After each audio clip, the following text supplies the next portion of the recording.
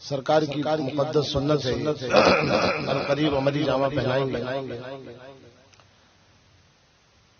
نکاح آدمی جو ہے چار چیزوں کو دیکھ کے کرتا ہے، ایک حسن ہوتا ہے، اور ایک مال و دولت، اور تیسرا بھئی خاندان دیکھتا ہے، برادری، اونچی برادری دیکھتا ہے، اور چوتھی بات ہے علم، یعنی دینداری۔ تو اللہ کے نبی صلی اللہ علیہ وسلم نے فرمایا کہ تم جو ہے دینداری دیکھو، تم دینداری دیکھو۔ کچھ لوگ حسن دیکھتے ہیں، کچھ مالداری دیکھتے ہیں کہ کہیں سے اچھا مال آ جائے گا، ان کے ساتھ زیادہ مال ملے گا، وہاں کرو، ان کے فلاں بہت خوبصورت ہے، ان کے ساتھ وہ بڑی خاندان کا ہے، اس سے نسبت ہو جائے گی تو صاحب اپنا بھی ماحول بن جائے گا۔ یہ سب فانی ہے۔ اللہ کے نبی صلی اللہ علیہ وسلم نے فرمایا کہ تم دینداری دیکھو۔ جب تم دینداری دیکھو گے تو یہ ساری چیزیں تمہارے قدموں میں ہوگی۔ اصل حسن اخلاق کا حسن ہے۔ اصل دولت جو ہے اطمینان و سکون کی دولت ہے، اور اصل عزت یہ ہے کہ آدمی جو ہے تقوی و پرہیزگاری کا پیکر بن جائے، کیونکہ اللہ کی بارگاہ میں ان اکرمکم عند اللہ اتقاکم، کہ اللہ کے نزدیک وہی عزت والے ہیں جو تقوی و پرہیزگاری والے ہیں۔ تو اصل عزت اگر حاصل کرنا ہے تو تقوی و پرہیزگاری کے پیکر بنو، میاں بیوی تقوی و پرہیزگاری کے پیکر بنو، اللہ ویسے ہی تمہیں عزت عطا فرما دے گا۔ کتنی ایسی خاندانیں ہیں جو بے نام تھی، انہوں نے تقوی و پرہیزگاری کو اختیار کیا، اللہ تبارک و تعالیٰ نے بلندی مقام عطا فرمایا، نام روشن کر دیا۔ کتنے ایسے غریب تھے کہ شادی کے پہلے تنخواہ کم تھی، نکاح ہونے کے بعد اللہ نے اضافہ فرما دیا۔ تو لڑکی آتی تو خالی ہاتھ تھوڑی آتی ہے، جو دکھتا ہے آپ کو ہم کو کہ صاحب وہ دہیج لے کر آ رہی ہے، انہوں نے کہا صاحب پلنگ ہے، برتن ہے، یہ ہے، مال سب لیں، وہ تو سب یہ نہیں۔ حقیقت یہ ہے کہ جس گھر میں بیٹی آتی ہے دلہن بن کے، وہ رحمتوں کے دروازے وہاں کھل جایا کرتے ہیں۔ وہ تنہا نہیں آتی ہے بلکہ رحمتوں کو ساتھ لاتی ہے۔ آپ نے سنا ہی ہوگا کہ بزرگ نے خواب میں دیکھا کہ ان کے یہاں 4 نہریں جاری تھی، ایک نہر خشک ہو گئی، تو ان کو بڑا اچنبھا لگا کہ صاحب یہ کیسا خواب تھا۔ انہوں نے پوچھا تو تب تعبیر پوچھی تو پوچھا کہ تمہارے یہاں کتنی بچیاں ہیں؟ تو کہا میری 4 بیٹیاں ہیں۔ تو کہا کتنی کی شادی ہو گئی؟ کہا 1 کی شادی ہو گئی۔ تو کہا کہ جو نہر تیرے گھر میں جاری تھی اب وہ اس کے سسرال میں جاری ہو گئی۔ بتانے کا مطلب یہ ہے کہ خالی ہاتھ نہیں جاتی ہے، وہ ساتھ میں رحمت اور برکت بھی لے کر آتی ہے۔ تو آدمی کو دینداری دیکھنی چاہیے۔ جو دینداری آدمی دیکھے گا تو اللہ تبارک و تعالی مال و دولت سے بھی نواز دے گا، اور تقوی و پرہیزگاری اگر اختیار کرے تو عزت بھی اس سے بھی نواز دے گا، ہے نا۔ اور حسن تو یہ ہے کہ اصل حسن تو اخلاق کا ہے، ورنہ کتنے حسن والے ہیں جو بد اخلاق ہیں اور محلے میں جو ہے کوئی ان کی عزت نہیں ہے، مگر کتنے ایسے ساولے ہیں جن کو عزت کی نگاہ سے دیکھا جاتا ہے۔ تو رحمت عالم صلی اللہ تعالی علیہ وسلم نے فرمایا کہ نکاح میری سنت ہے، سرکار کی مقدس سنت ہے، اور ایسی سنت ہے اور اتنی پاورفل اور ایسی عظیم عبادت ہے کہ نبی ایک پاک صلی اللہ علیہ وسلم فرماتے جس نے نکاح کیا اس نے اپنا آدھا دین مکمل کر لیا۔ اب وہ آدھے میں اللہ سے ڈرے، اب وہ آدھے میں اللہ سے ڈرے۔ نوجوان حضرات یہاں بیٹھے ہوئے ہیں، ہے نا۔ اللہ کے نبی صلی اللہ تعالی علیہ وسلم نے فرمایا کہ کامل ایمان والا وہ ہے، کامل ایمان والا وہ ہے جس کے اخلاق اچھے ہوں اور وہ اپنے گھر میں اپنی بیوی سے محبت کا سلوک کرتا ہو۔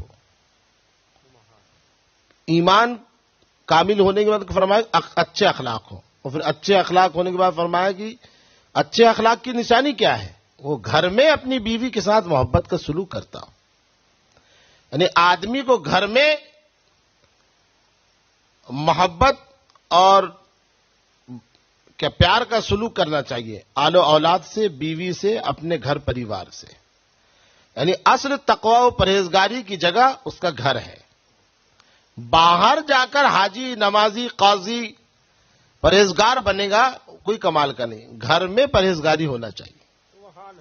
جو گھر میں پرہیزگار ہے باہر اس کو پرہیزگاری کا فائدہ ملے گا, اور جو گھر میں بد اخلاق ہے اور باہر پرہیزگاری بکھیر رہا ہے کوئی مطلب کا نہیں. سادی سی بات ہے, دوسری عورت کی تعریف کرنے سے بہتر ہے خود کی عورت کی تعریف کرو. ارے دوسرے کی عورت کی تعریف کرے گا تو مار بھی کھائے گا اور گناہ بھی لے گا.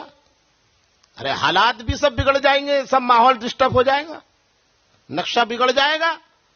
مگر وہی تعریف گھر میں کرے گا تو ماشاء اللہ رحمتوں کی پھول بھی برسیں گے, محبت میں فراوانی ہوگی, ماحول سازگار ہو جائے گا.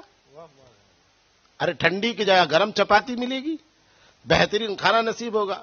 تو باہر جا کر ہمدردی دکھانا اس سے بہتر ہے کہ گھر میں ہمدردی دکھائی جائے. سیدھی سی بات ہے.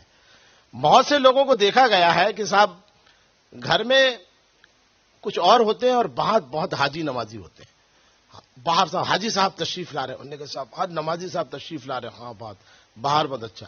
کہیں گئے حاجی صاحب کھانا کھانے تو انہوں نے کہا کھالا, اب ماشاء اللہ باجی آپ کے ہاتھ کی چپاتی بہت اچھی ہے, آپ کی بریانی آہا سبحان اللہ, آپ کتنا اچھا سالن بناتے ہیں ماشاء اللہ, واہ بھائی بہت تعریف کی. اب گھر آئے, تیرا تو نمک ہی کم ہے, تیرے کو تو بنانا نہیں آتا, تیرے کو ایسے نہیں آتا, ان سے. ارے واہ بھائی بہت. اب باہر گئے تو کوئی خاتون بیچاری پریشان تھی, وزن نہیں اٹھا پا رہی, ٹوکرا یا بولو یا سوٹ کیس بولو. آج کے دور میں تھوڑا ہائی فائی دیکھا جاتا ہے, ٹوکرے وکرے والے کوئی نہیں پوچھتا ہے. آج کل ذرا سوٹ کیس والوں کو اور تھوڑا سا ہائی فائی لوگ, ارے باجی آپ گر گئی, آپ. آج بہت بڑے نرم دل انسان ہے, بہت اچھے ماشاء اللہ محلے میں بڑے, بہت خواتین اسلام کا بڑا خیال رکھتے ہیں, بہت ہمدردی. گھر میں آئے تو چل اپنا کام کر اپنے ہاتھ سے لگا کے رکھی ہے. ارے کیسا بھائی, یہ تو ابھی بدل گئے. ارے نادان, جتنے محبت کے ٹوکرے باہر انڈیلا ہے, ایک لقمہ ایک مٹھی محبت گھر میں دے دیتا تو تیرا گھر جنت نشان بن جاتا. جو تو باہر کھانوں کی تعریف کر رہا ہے, گھر میں اپنی بیوی کی کھانے کی تعریف کرتا تو ماحول کچھ اور ہوتا. جو باہر تو لوگوں کی کام میں مدد کر رہا ہے, ہاتھ بٹا رہا ہے, اپنی بیوی کے کام میں ہاتھ بٹاتا تو آج کیا سے کیا نہیں ہو جاتا. اچھا یہ کوئی بے عزتی کی بات ہے؟ ارے وہ عزت والے, وہ عظمت والے, وہ امام الانبیاء, وہ محبوب کبریا, وہ اپنی بیویوں کے ساتھ آقا صلی اللہ علیہ وسلم کا یہ معاملہ تھا کہ سرکار ان کے کاموں میں ہاتھ بٹایا کرتے تھے. ہاں آقا علیہ الصلوۃ والسلام, تم کون ہو, تمہاری کون سی جو ہے عزت کم ہو جا رہی ہے. اگر گھر کو خوبصورت بنانا ہے تو اس طریقے سے آقا علیہ الصلوۃ والسلام کی سیرت پاک کا مطالعہ کرنا ہوگا, ہمارے صحابہ بزرگان دین کا مطالعہ, ان کی سیرت کا مطالعہ کرنا ہوگا, تو آپ کا ہمارا سب کا نوجوان گھر جو ہے خوشحال ہو سکتا ہے. ایسی بات نہیں ہے پیارے, غصہ سب کو آتا ہے, امام صاحب کو بھی آتا ہے, ایک عام مقتدی کو بھی آتا ہے. غصے سے کوئی خالی نہیں ہے, غصہ شیطان کی صفت ہے نا, سب کو آتا ہے. تم بولو گے کہ نہیں صاحب وہ فلاں مفتی صاحب ہے تو ان کے گھر میں اچھا ہوگا, امام صاحب ہے تو وہ سب نہیں, سب میاں بیوی دنیا میں آئے سب کیا چلتا رہتا. تھوڑا کنٹرول کرنا پڑتا ہے, کنٹرول کرنا پڑتا ہے. یہ کنٹرول کی دنیا, اس کو لے کر آپ چلیں گے. میں سادی سی بات زبان میں بول رہا ہوں نوجوانوں کو کہ سیاسی بننا پڑتا ہے. سیاسی آدمی کو دیکھے نا, سب کو لے کے چلتا ہے آدمی, تو سیاسی بن جائے. اگر گھر کو خوبصورت خوشحال رکھنا ہے تو سیاسی بن جائیے آپ. اور سیاست ہر جگہ ہے, سیاست بری چیز نہیں ہے. بچوں کو پڑھانے میں سیاست ہے, اسکول چلانے میں سیاست ہے, مدرسہ چلانے میں سیاست ہے, گھر چلانے میں, ملک چلانے میں سیاست ہے. ہاں جو سیاست دین کو پروان چڑھانے میں کرے وہ اچھی سیاست ہے, سیاست بری چیز نہیں ہے. تو ایسے گھر میں اگر گھر کو خوشحال کرنا ہے تو سیاسی بن جائیے, ہے نا. چلو ادھر کو ہوا ہو جدھر کو, تھوڑی دیر بیوی کی تعریف کرنا ہے نا. ارے ماں کی تعریف کرنا ہے تو کس کی تعریف کر رہے ہیں, ماں کی تعریف کر رہے ہیں آپ. تو کیا ہو جائے گا, تھوڑی دیر تعریف کر لیں گے اور تو معاملہ بگڑتے بن جائے. تو بیوی کی تعریف کریں گے تو ادھر بھی ثواب, ماں کی تعریف کریں گے ادھر بھی ثواب, بہن کو اگر پچکاریں گے تو بہن کی تو ثواب. بس اسی طریقے سے کرتے رہیے, ماشاء اللہ گھر خوشحال ہو جائے گا, ماحول جو ہے پار لگ جائے گا. اور اگر آپ حاکم ہیں گھر کے, حاکم صاحب ہی اگر بفر گئے تو پھر رعایا کا کیا ہوگا. مرد جو ہوتا ہے وہ گھر کا حاکم ہوتا ہے، باقی سب اس کی رعایا ہے. تو حاکم نے صبر و تحمل سے کام کرنا چاہیے. حاکم نے تھوڑا دماغ لگانا چاہیے کہ کہاں سے کوئی ایسا سور اور سار ملے کہ جھگڑے کا خاتمہ ہو جائے، سب محبت اور سلوک میں. تو حاکم نے دماغ لگانا. حاکم خود جھگڑے میں نہیں کودنا چاہیے. تو مرد کو اللہ نے حاکم بنایا ہے، تو حاکم اپنی پوزیشن کو سمجھے کہ میں کس عہدے پر ہوں، کس مقام پر ہوں. تو اگر وہ اپنا عہدہ سمجھ لے گا تو رعایا میں الحمدللہ خوشحالی ہو جائے گی. آپ یہاں بیٹھے بیٹھے دماغ لگاتے ہیں کہ صاحب وہ ہمارے پردھان منتری، وہ ہمارے منتری پورے ملک میں وہ خوشحال کرتے.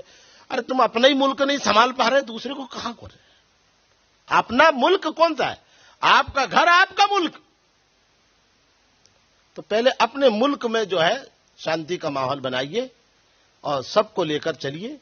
اسی کے نام زندگی ہے. یہ نئی زندگی کی شروعات ہوگی. اللہ تبارک و تعالی اس کو جو ہے قبول و مقبول فرمائے، اسے خوشحال بنائے، برکت والی بنائے، آفت و بلاؤ سے محفوظ رکھے اور جو ہے پائے تکمیل تک پہنچائے.